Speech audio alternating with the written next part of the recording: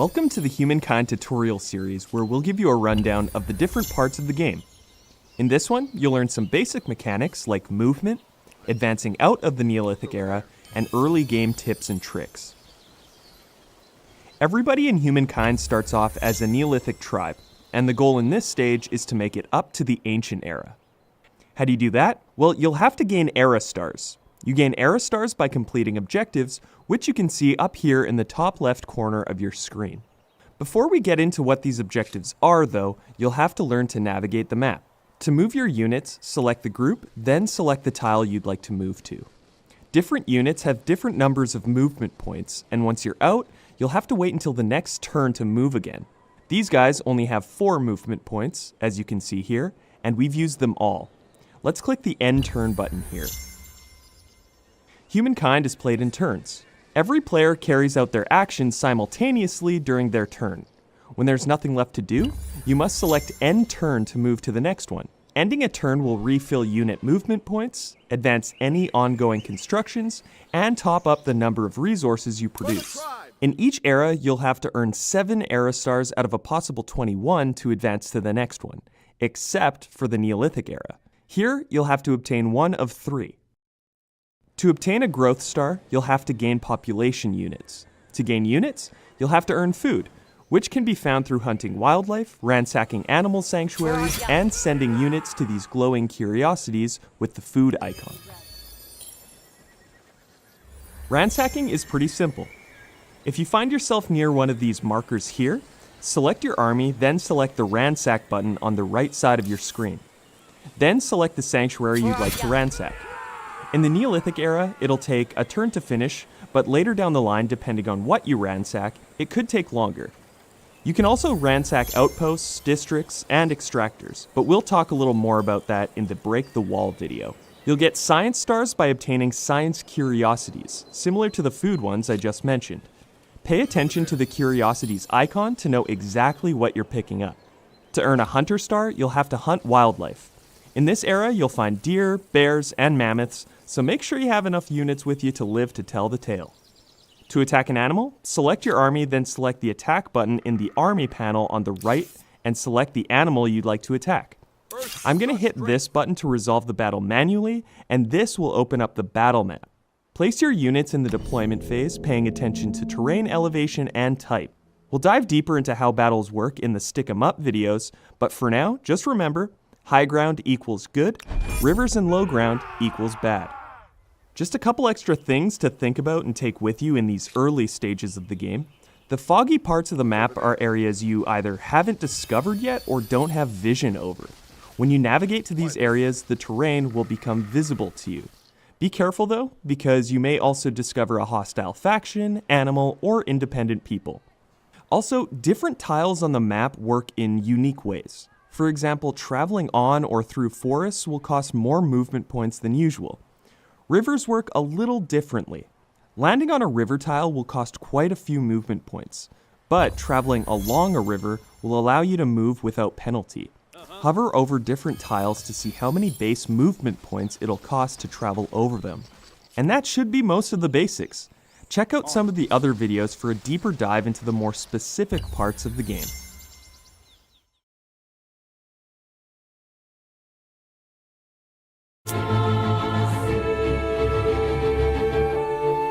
Now let's get to building you a big old city, shall we?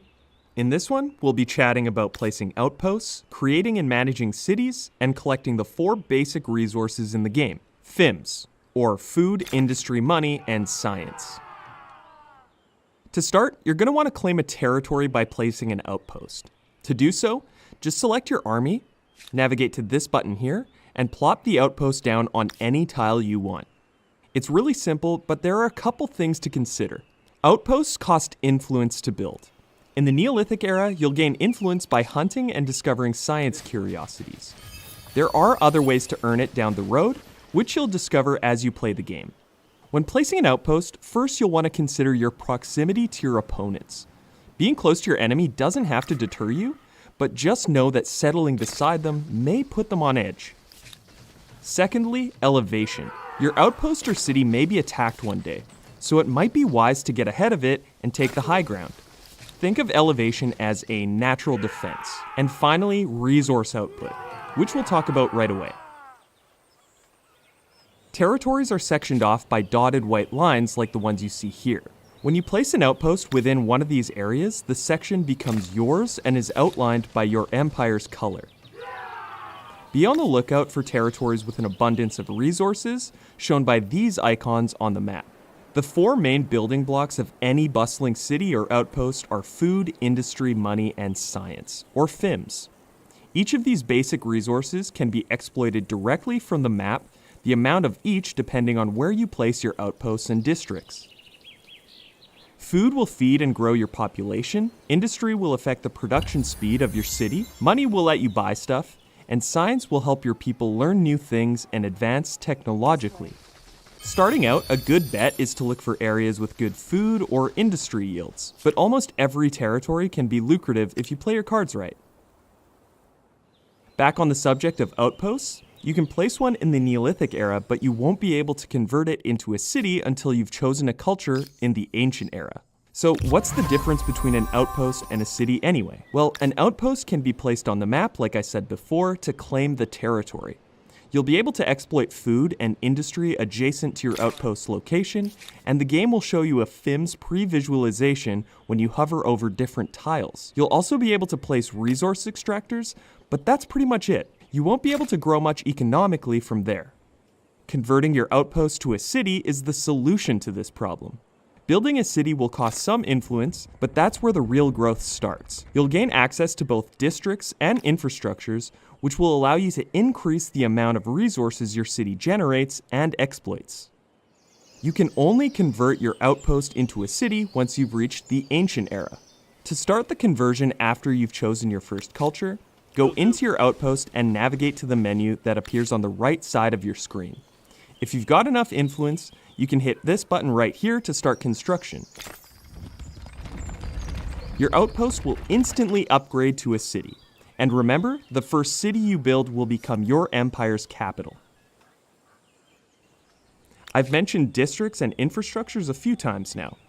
Once you have your city selected, on the right side of your screen, once again, you'll see a series of hexagonal icons and a few square icons. The hexagons are districts, which are quarters that are placed directly on the map to exploit and gain specific resources. For example, let's take the Maker's Quarter, which specializes in exploiting industry and adds an industry population slot. Managing your population will be very important down the line as your population grows. For now, hit the icon to select it. Once you have it selected, you can hover over different tiles adjacent to your city center or any other applicable tiles to see which resources you'll gain from placing it there. You may also see a UI suggestion for where you'll get the most out of your placement, but it's ultimately up to you to decide where you'd like to set it down. The same works for farmers' quarters, except they exploit food instead of industry. Back to the menu, the square icons are infrastructures. These are usually upgrades to your city's resource output, but the difference here is that they are not placed on a tile. Infrastructures are straight upgrades to your city, so you don't have to worry about where to place them or what they exploit off the map. For both districts and infrastructures, hover over their icons before you queue them up to know exactly what you'll be exploiting or gaining. Once you select an infrastructure or place a district, you'll see that your constructions queue up in the order that you start them. Everything you build in your cities costs industry to complete. Let's say you earn 100 industry per turn, and the district you like to build costs 400. It'll take 4 turns to complete that district, assuming your industry income remains the same each turn. Every turn, industry is contributed to the construction and continues to do so until